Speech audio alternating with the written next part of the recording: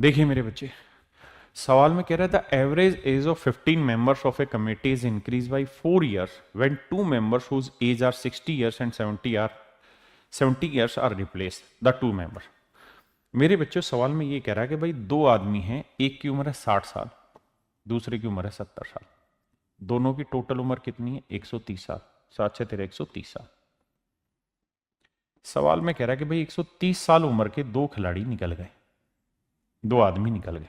एक समिति के 15 सदस्यों की औसत आयु 4 वर्ष बढ़ती है जब इतनी एज वाले दो सदस्यों के स्थान पर दो नए आ जाते हैं। मेरे प्यारे बच्चों, जो गए हैं उनकी उम्र है 130 साल। अगर इसके बदले जो आए उनकी उम्र भी 130 साल, यानी ये गए और इसके बदले 130 साल के ही आ जाते, तो क्या औसत पे फर्क पड़ता? आप कहते कोई फर्क नहीं पड़ता सर, सेम ही रहती।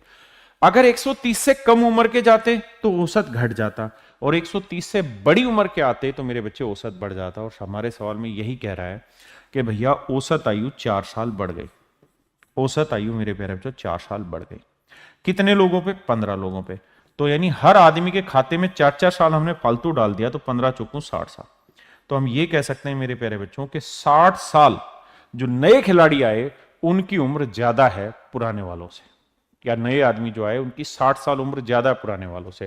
तो 130 में 60 जोड़ेंगे मेरे बच्चे तो ये आया 190। यानी मैं ये कह सकता हूं कि 190 साल दोनों की कुल मिला के उम्र है। लेकिन कह रहा जी औसत बताओ, तो औसत के लिए 2 से भाग दो। 2 नीम 18, 2 5 10, यानी 95 साल। तो नए जो दो आदमी आए हैं उनकी औसत आयु मेरे प्यारे बच्चों कितनी होगी? 95 साल। कितनी होगी बाबू मेरे? 95 साल।